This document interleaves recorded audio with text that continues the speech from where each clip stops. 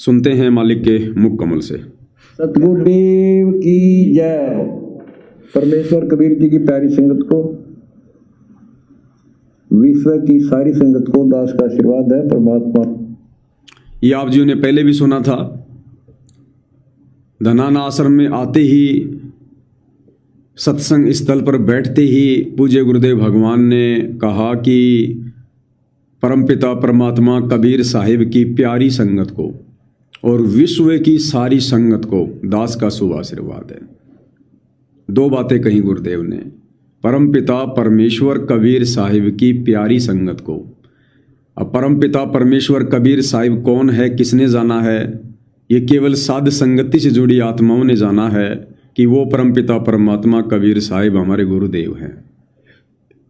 तो सबसे पहला आशीर्वाद गुरुदेव भगवान ने सत्संग शुरू करते ही अपने सत्सेवक बच्चों को दिया कि परमपिता परमात्मा कबीर साहिब की प्यारी संगत को और विश्व की सारी संगत को दास का शुभ आशीर्वाद है।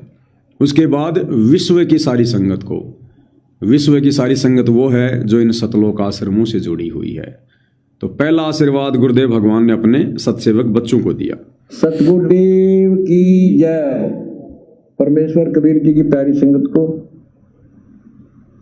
विश्व की सारी संगत को दास का आशीर्वाद है। परमात्मा आपको मुफ्त से सुखी रखे, काल कष्ट से बचावे।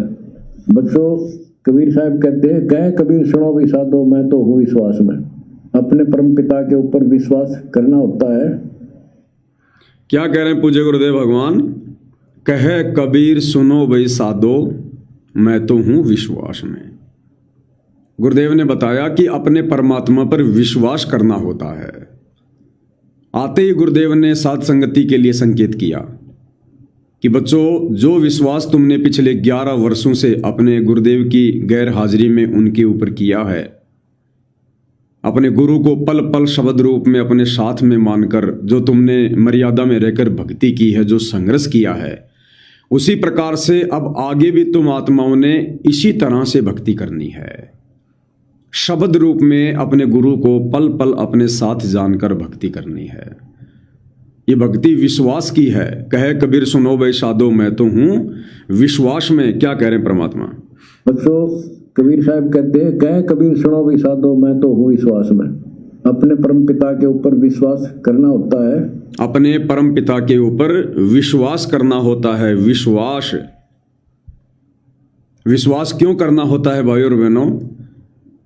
क्योंकि जिस सतभक्ति मार्ग से आप और हम भाई बहन जुड़े हुए हैं, ये परमपिता परमेश्वर कबीर साहिब की भक्ति है। और इस सतभक्ति में परमपिता परमात्मा कबीर साहिब खुद ही तत्वदर्शी संत की भूमिका करते हैं, गुरु की भूमिका करते हैं। और वो परमात्मा जिसने सारी सृष्टि रची है, सारे ब्रह्मांडों को रचा है, वो परमेश्वर जो प्रत्येक आत्मा के घट में विराजमान है, श्वास रूप में विराजमान है। घटी ही में गंगा, घटी ही में जमुना, घटी ही में है जगदीश, सतगुरु तारेंगे।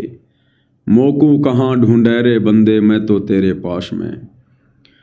वो कबीर परमात्मा किसी एक जगह बंद के नहीं रहता है। उस परमात्मा को कोई बांध के नहीं रख सकता है। वो परमेश्वर किसी आश्रम में बंद के नहीं रहता है, किसी मंदिर में मस्जिद में बंद के नहीं रहता है कि पुजारी ने बांध के रख लिया होगा या भक्तों ने आश्रम में बांध के रख लिया होगा गुरु को। ये जगत गुरु है, किसी के घर का गुरु नहीं है। ये यूनिवर्सल प्रॉपर्टी है, ये किसी के घर की प्रॉपर्टी नहीं है। हाँ, ये बात और है, यदि कोई अपनी नादानी और अज्ञानता के चलते अगर उन्हें अपने मामा, चाचा, ताऊ, फूफा, अपना पति, अपना बाप, भाई अगर इस प्रकार से मानकर अगर रिश्तों में तोल रहे हैं और अपने घर का गुरु समझ लिया है, तो ये उनकी नादानी है। ये परमात्मा किसी का रिश्तेदार नहीं है, ये परमात्मा किसी का सगा नहीं है। ये परमात्मा केवल उन्हीं आत्माओं का रिश्तेदार है, उन्हीं का सगा है जो इनके वचन में रहकर, इनकी मर्यादाओं में रहकर इनको खुश करते हैं। और आजकल जैसे ही गुरुदेव भगवान बाहर आए हैं तो संगत में जोर शोर से चर्चा शुरू हो गई है, गुरु जी के दर्शन, गुरु जी के दर्शन, गुरु जी के दर्शन। चलो गुरु जी के दर्शनों को चलेंगे। हालांकि ये साध संगति से जुड़े भाई बहनों की अग्नि परीक्षा है। लेकिन कुछ एक नादानियाँ कर रहे हैं, अपनी बनी बनाई भक्ति का सत्यानाश कर रहे हैं जल्दबाजी में, जबकि गुरुदेव के प्रवचनों को आधार बनाकर भक्ति करनी चाहिए। इस भक्ति मार्ग में धैर्य नहीं खोना चाहिए, जल्दबाजी नहीं करनी चाहिए। अगर आपकी नीयत सच्ची है, आप मर्यादा में हैं, गुरु को परमात्मा मानते हैं, तो आपने जल्दबाजी नहीं दिखानी चाहिए। फिर गुरुदेव ने सत्संगों में हमें अच्छे से समझा रखा है कि बच्चों, वो कबीर साहिब वो कोई पशु नहीं है जो उसको मंदिर में किसी पुजारी ने बांध रखा होगा या आश्रम में बांध के रखा होगा। कबीर साहिब तो संत के साथ रहता है, संत के साथ है। वो किसी मंदिर में आश्रमों में बंद के नहीं रहता है। क्या कह रहे हैं पूज्य गुरुदेव भगवान, एक बार सुनिएगा। कबीर साहब संत के साथ से उन आश्रमा और मंदिरा में बंद को नहीं रहा, वो पशु को ना किसी व्यक्ति विशेष ने बांध कर रख रखा मंदिर में या आश्रम में, वो संतों के साथ है। क्लियर कर दिया गुरुदेव भगवान ने कि परमात्मा कबीर साहिब संत के साथ है। संत यानी भगत।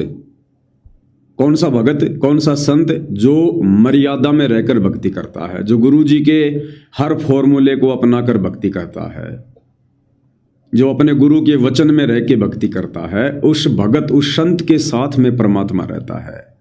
वो संत, वो भगत चाहे इस पृथ्वी के किसी भी कोने पर रहता हो, चाहे इस पृथ्वी के अलावा दूसरे ग्रह उपग्रह पर रहता हो, किसी भी लोक में रहता हो, क्योंकि वो समर्थ है परमात्मा। वो एक क्षण में एक लोक से दूसरे लोक में पहुंच जाता है।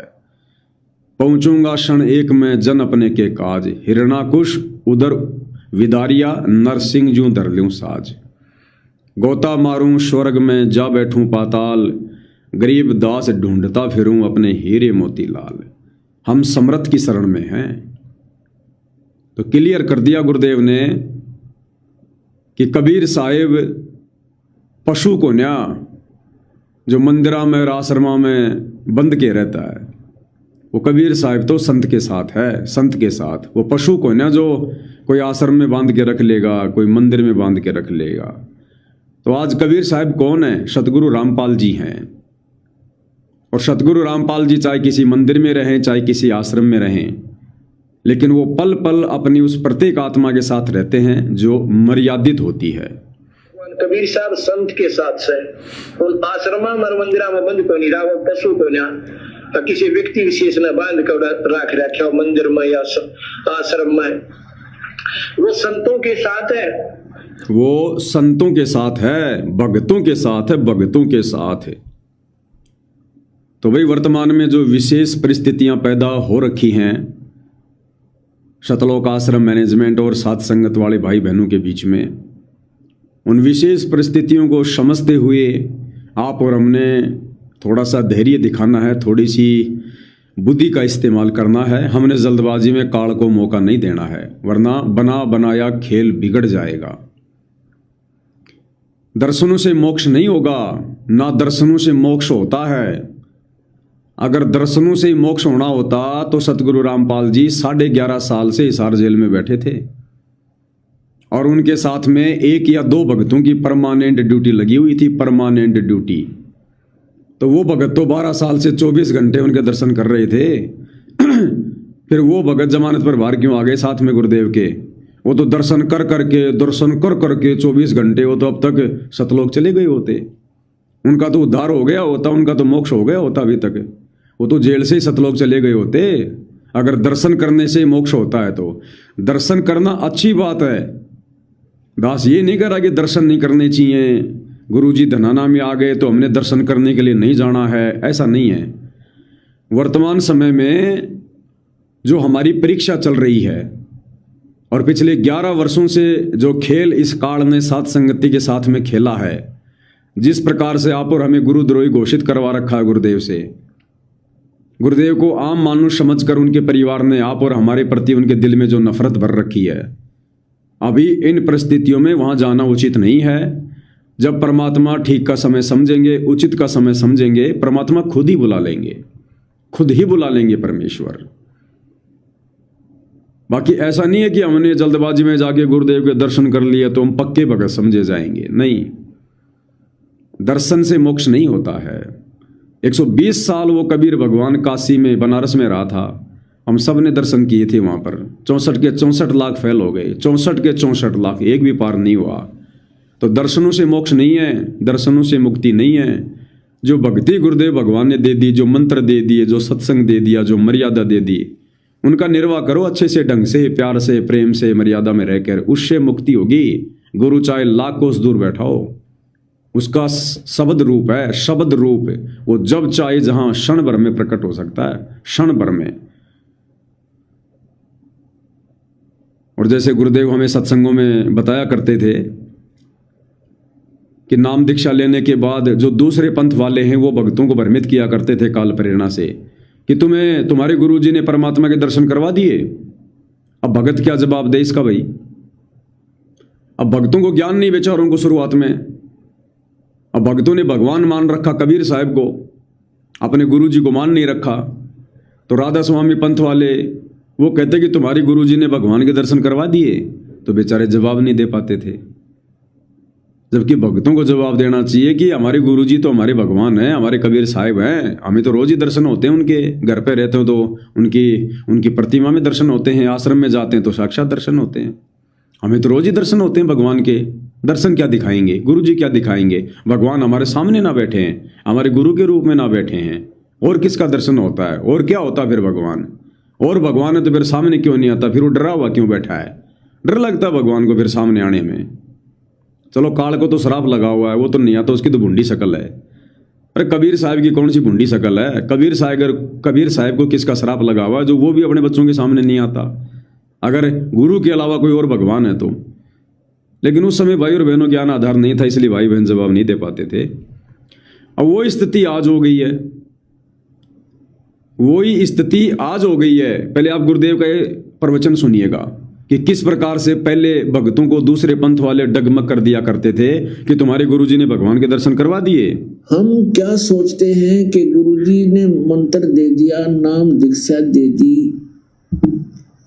और फिर क्या होता है, भ्रमित लोगों के पास जाकर के आप उनसे फिर प्रभावित हो जाते हो, जिनको कंप्लीट स्पिरिचुअल नॉलेज नहीं है, जिनको पूर्ण अध्यात्म ज्ञान नहीं है। तो वो क्या पूछते हैं आपसे कि आपने दीक्षा ली है वहां से, बरवाला से, कितने दिन हो गए? तो 1 महीना, 2 महीने, 1 वर्ष, 2 वर्ष, जैसा भी जिसको।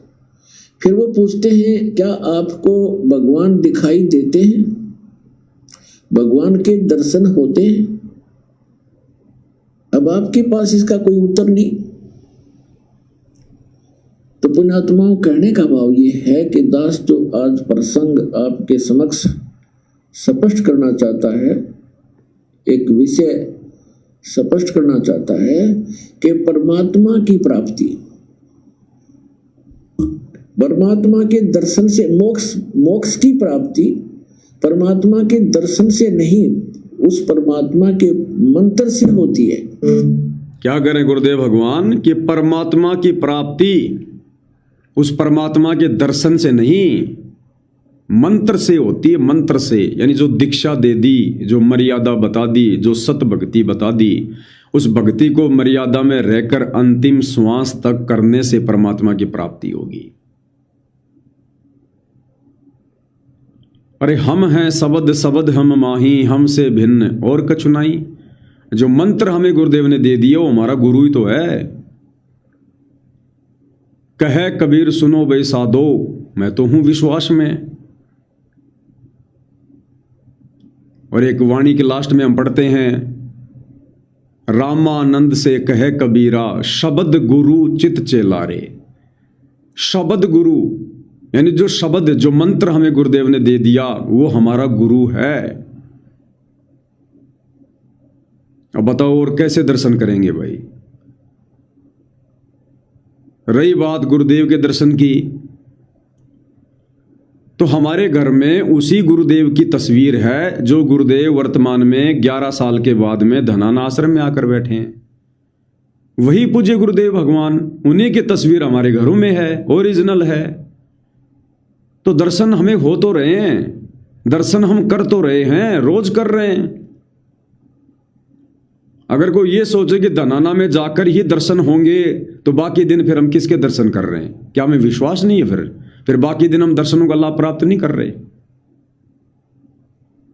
तो उसी गुरु भगवान की फोटो हमारे घर पर है, जो हम रोज उनके दर्शन फोटो में भी कर रहे हैं और ध्यान लगाकर भी, यानी गुरुदेव को याद करके, जब गुरुदेव को याद करते हैं, उनका चिंतन करते हैं, तो हमें गुरुदेव भगवान चलते फिरते दिखाई देते हैं। दिन में हमने गुरुदेव का कोई वीडियो देख लिया और दिन में हमें वो वीडियो याद आ गया, तो हमारे चिंतन में गुरुदेव भगवान आ तो गए, वो चल तो रहे, फिर तो रहे। जो वीडियो हमने देखा था उस आधार से हमारे दिमाग में चल रहे हैं, फिर रहे हैं हमारी सुरती में, तो दर्शन ही तो हो रहे हैं। अभी हम भाई बहन अपनी सुरती सतलोक आश्रम धनाना में लगाएं कि गुरुजी वहां आए हुए हैं, तो हमें बहुत सारे नज़ारे दिखाई देंगे। जैसे गुरुजी किसी को आशीर्वाद दे रहे थे, वो हमें चलता फिरता दिखाई देगा। गुरुजी जो सत्संग करने के लिए बैठे थे, हमें वो सूरत दिखाई देगी। गुरुजी बोलते हुए ऐसे हमारे को अंदर अंदर दिखाई देंगे मानसिक रूप से। तो वो दर्शन ही तो हो रहे हैं। और दर्शन कैसे होते हैं बताओ? आपको ये सोचे कि मैं तो आंखों से दर्शन करूंगा तब मेरा मोक्ष होगा। अब जिस भगत की आंखें नहीं है और जिसने गुरु से नाम ले लिया, वो तो बेचारा जिंदगी में कभी गुरु जी के दर्शन ही नहीं कर पाएगा। तो अगर आंखों से दर्शन नहीं कर लेगा तो क्या उसका मोक्ष नहीं होगा?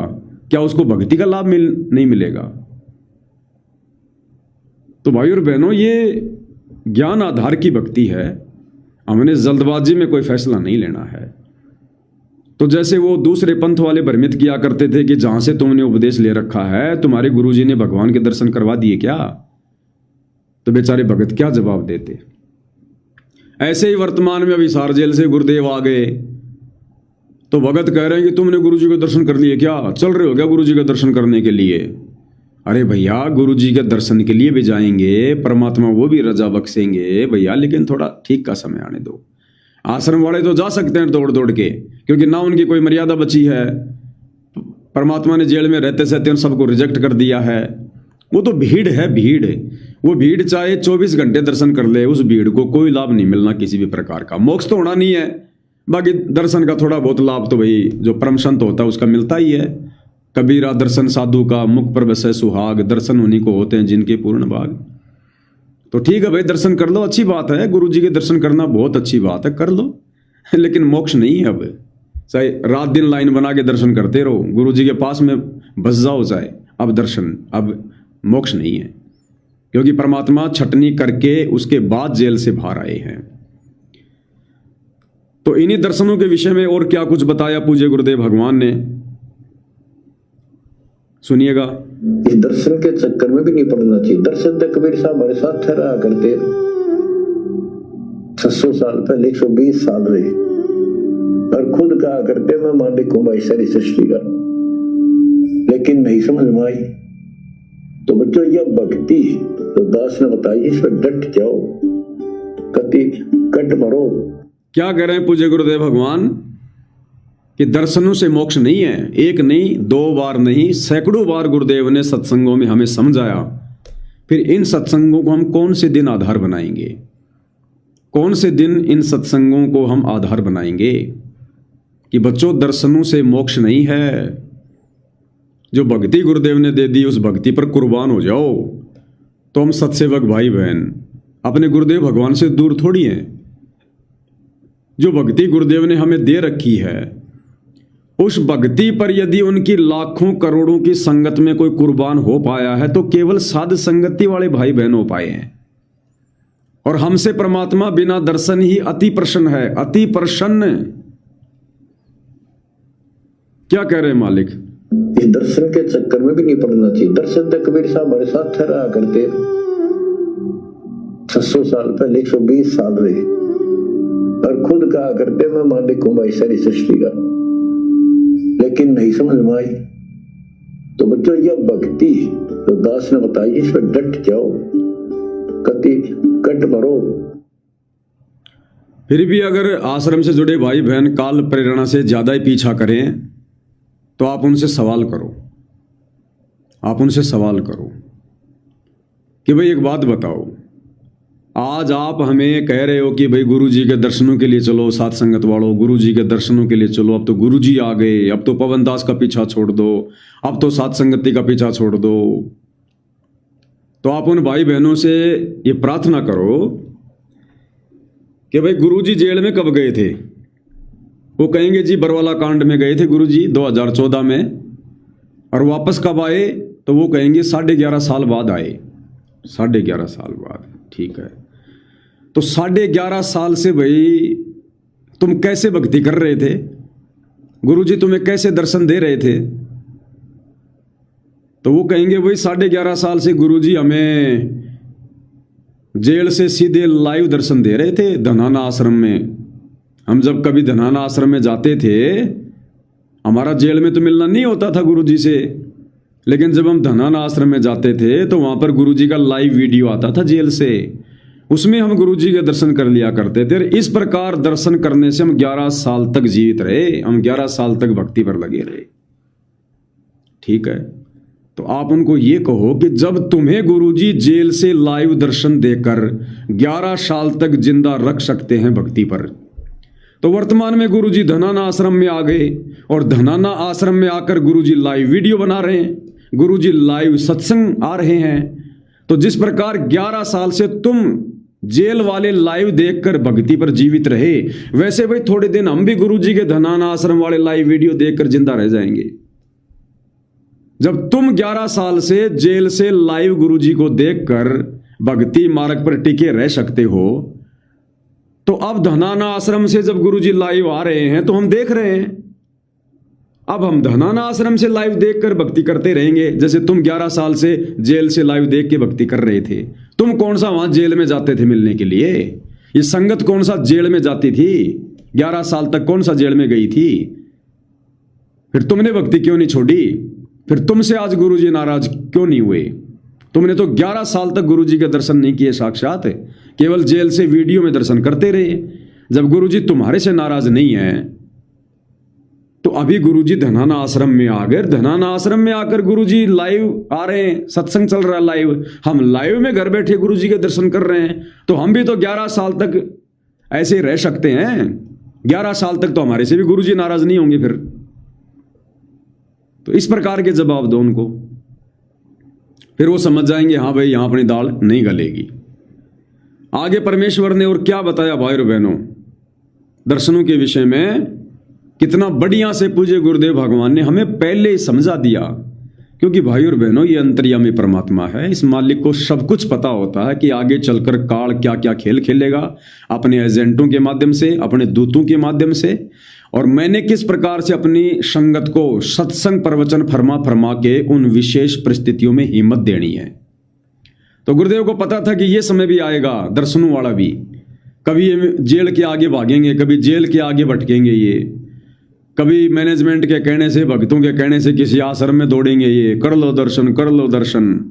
तो गुरुदेव ने बहुत पहले अच्छे से समझा दिया कि बच्चों, दर्शन से मोक्ष नहीं है, दर्शन से मुक्ति नहीं है, ध्यान रख लेना। गुरु ने जो भक्ति दे दी उसको मर्यादा में रह के करो, मोक्ष कहीं नहीं जाएगा तुम्हारा। क्या कहा था परमात्मा जी ने?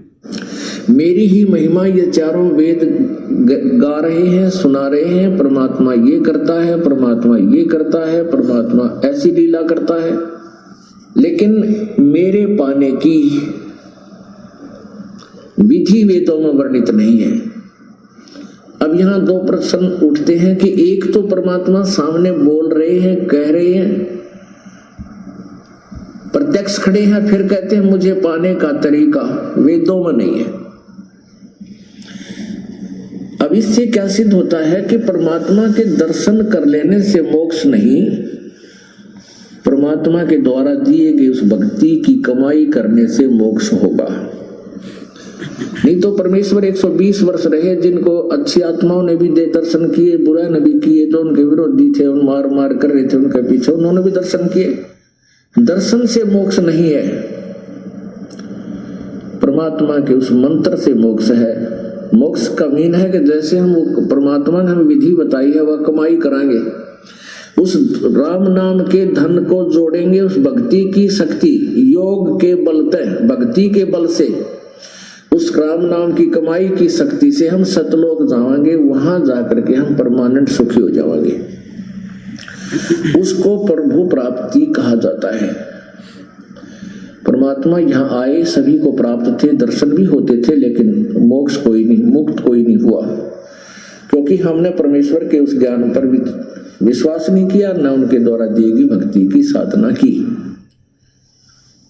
तो परमात्मा के नाम से मोक्ष होगा, केवल दर्शन मात्रता नहीं। तो क्या कह रहे हैं पूज्य गुरुदेव भगवान कि परमात्मा के नाम से मोक्ष होगा, परमात्मा के दर्शन से नहीं होगा। दर्शन से मोक्ष नहीं होगा। अब भाइयों और बहनों, हिसार जेल से जो विशेष संदेश आए हैं, उन विशेष संदेशों में भी सतगुरु रामपाल जी भगवान ने बिल्कुल क्लियर कर रखा है दर्शनों को लेकर, और इससे हमारे बहुत सारे कंसेप्ट भी हमारे क्लियर होंगे। इससे हमारे बहुत सारे कंसेप्ट भी क्लियर होंगे। अब धीरे धीरे परमात्मा सारे खुलासे करेगा अब टोटली, कि किस प्रकार से उनके जेल में रहते सहते उनके नाम की आड़ में उनके परिवार ने, इस सतलोक आश्रम मैनेजमेंट ने संगत को, बेचारी को भेड़ चाल में दौड़ाया, संगत को मूर्ख बनाया गुरु जी का नाम ले लेके। अभी आप जो ये छोटा सा सत्संग सुनेंगे, ये विशेष संदेश है जो हिसार जेल से आया था। इसमें क्या कह रहे हैं पूज्य गुरुदेव भगवान, दर्शनों के विषय में ध्यान से सुनिएगा। इस दर्शन के चक्कर में भी नहीं पड़ना चाहिए। दर्शन तो कबीर साहब हमारे साथ ठहरा करते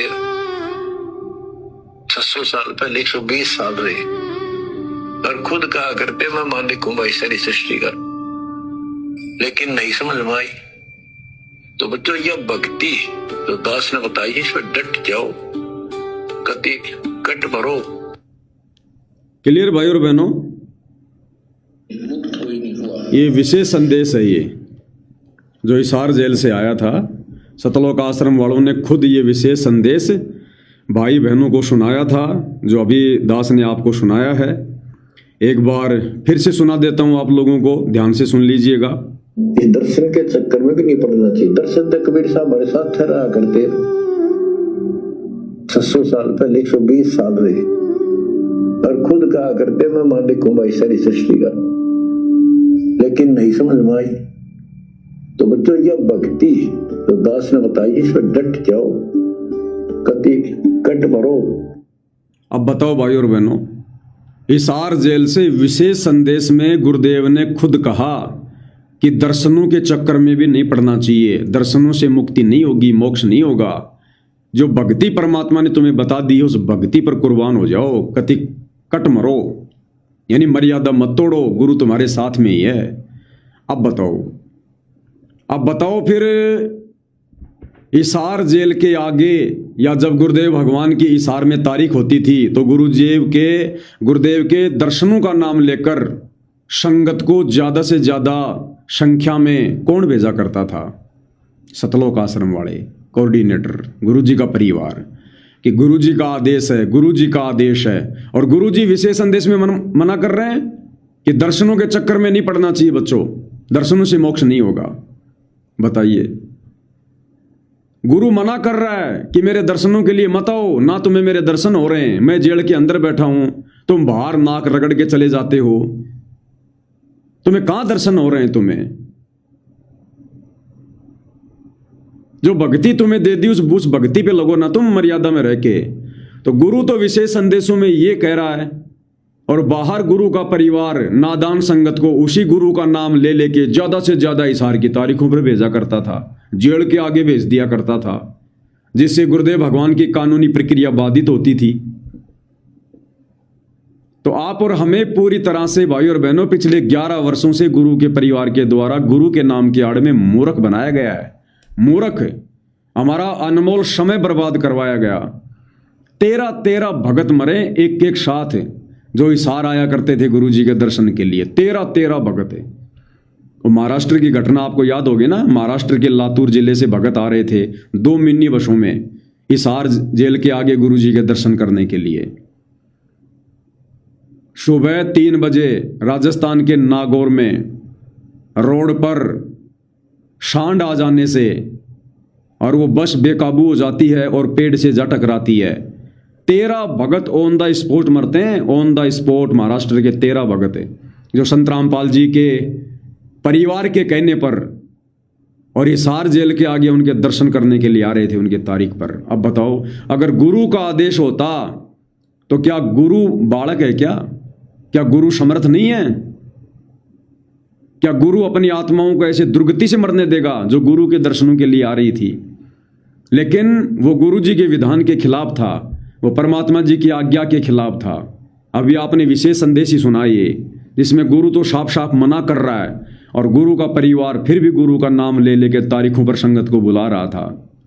तो बताओ भाई और बहनों, फिर दुर्गति से नहीं मरोगे तो और क्या होगा? घर बैठ के भक्ति तो होती नहीं, मर्यादा में रह के तो भक्ति होती नहीं।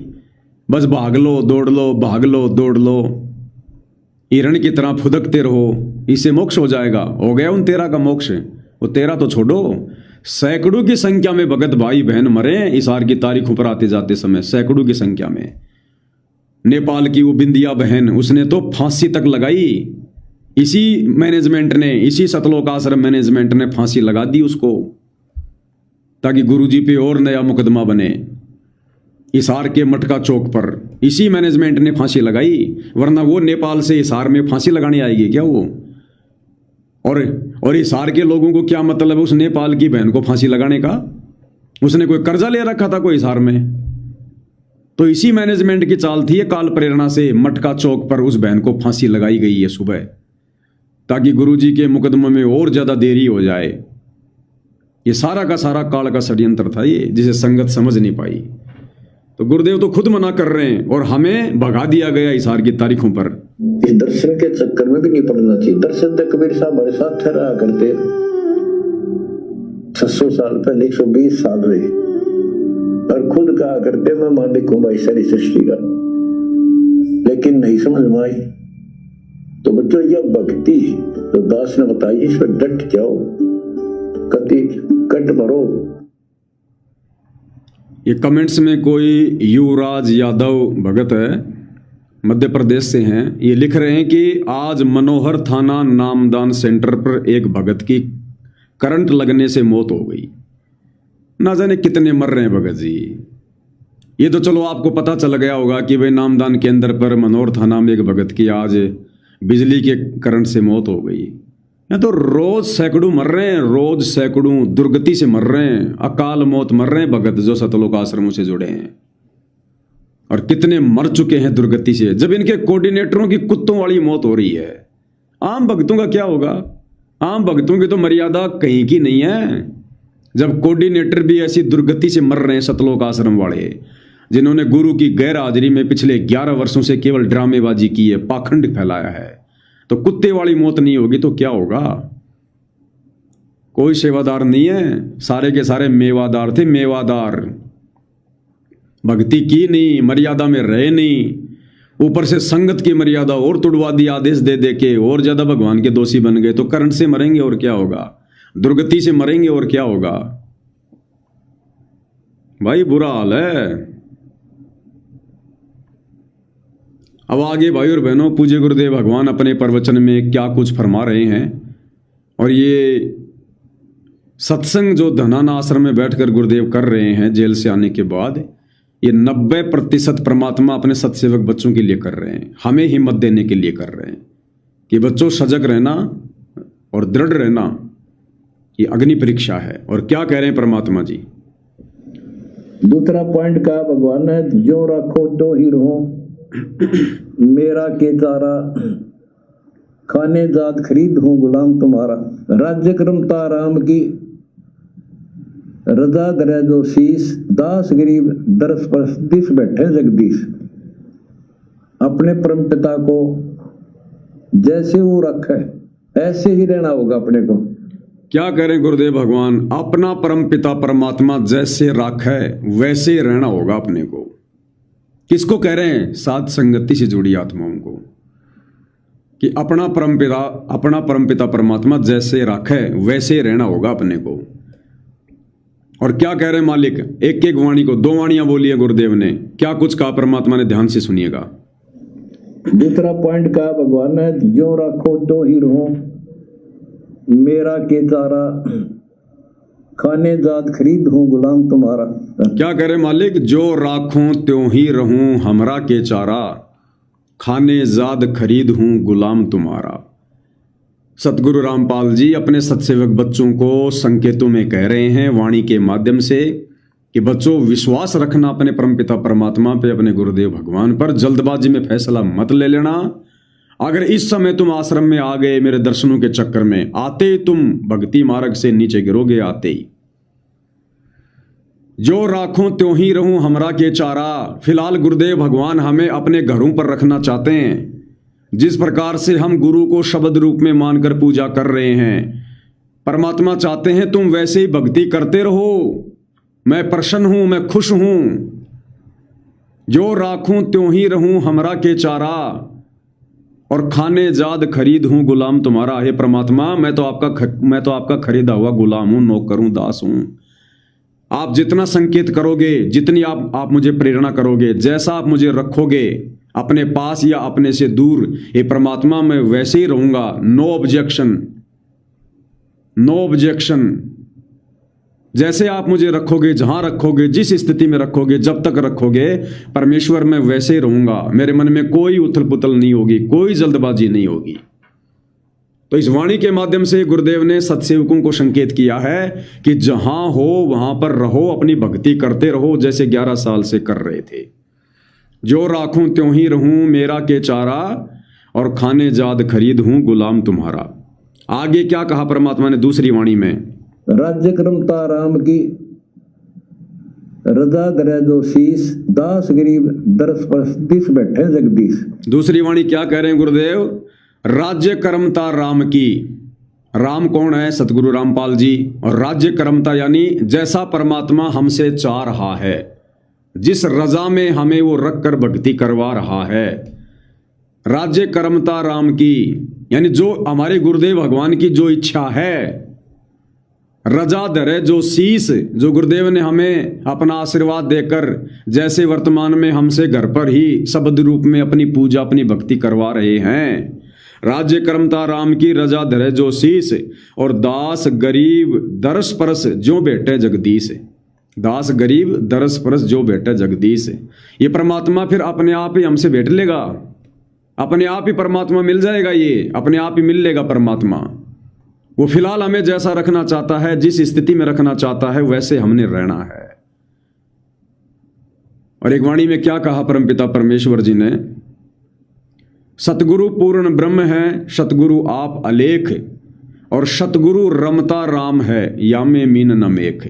सतगुरु रमता राम यानी सतगुरु जब चाहे वहां चला जाए, रमता राम यानी घूमता फिरता हुआ। पूरी सृष्टि में परमात्मा एक क्षण में कहीं भी विचरण करता हुआ जा सकता है, आ सकता है, उसको कहते हैं रमता राम। तो ये वो रमता राम है कबीर साहिब सतगुरु रामपाल जी। अगर आज हम इनकी रजा में राजी रहकर जैसा ये चाह रहे हैं, शब्द रूप में घर बैठकर भक्ति हमसे करवा रहे हैं, यदि हम जल्दबाजी ना करके ज्ञान को आधार बना के गुरु पर पूर्ण विश्वास करके, शुरू में क्या कहा परमात्मा ने कि अपने परमात्मा पर विश्वास करना होता है। तो हमने विश्वास करके, क्योंकि हमने कुछ गलत नहीं किया, हमने कोई मर्यादा नहीं तोड़ी, हमने गुरु को नाराज नहीं किया, हमने जितना भी उनकी गैर हाजिरी में संघर्ष किया, ये प्रयास किया गुरु को प्रसन्न करने का किया। नाराज करके तो आश्रम वाले बैठे हैं, आश्रम वाले बैठे नाराज करके, तो हमने तो प्रसन्न किया है। तो जिस रजा में परमात्मा में रख रहे हैं उस रजा में हम रहें। और उसके बाद ये रमता जोगी है, रमता जोगी, रमता राम, ये घूमता फिरता कब आ जाएगा, कब आपके घर पे प्रकट हो जाएगा, किस बहाने से आ जाएगा। सेव समन ने कभी स्वप्न में भी सोचा था क्या कि गुरुजी आ जाएंगे, हमारे घर पर आ जाएंगे गुरुजी। उनके तो लाखों शिष्य थे, बड़े बड़े राजा भी उनके शिष्य थे, वीर सिंह बघेल, बिजली खाल पठान, सिकंदर लोदी। कभी सोचा था उस गरीब आदमी ने कि मेरे घर पर भी मेरे गुरुजी आ जाएंगे, मेरे भगवान आ जाएंगे। तो ये परमात्मा रमता राम है, ये कभी भी कहीं भी चला जाएगा, कभी भी कहीं भी प्रकट हो जाएगा। तो गुरुदेव कहते हैं कि तुम क्यों घबरा रहे हो, तुम क्यों डर रहे हो, किसी के बहकाव में मत आओ। बड़ी बड़ाई भक्ति का सत्यानाश कर लोगे, जब ठीक का समय आएगा तब तुम्हें दर्शन भी होंगे, तुम्हें सारे काम होंगे, तब तक अपनी भक्ति करते रहो, भक्ति से मोक्ष होगा, दर्शन से नहीं होगा। आगे फिर क्या कह रहे हैं परमात्मा? अपने परम पिता को जैसे वो रखे ऐसे ही रहना होगा अपने को। अपने परम पिता को जैसे वो राखे वैसे ही रहना होगा अपने को, वैसे ही।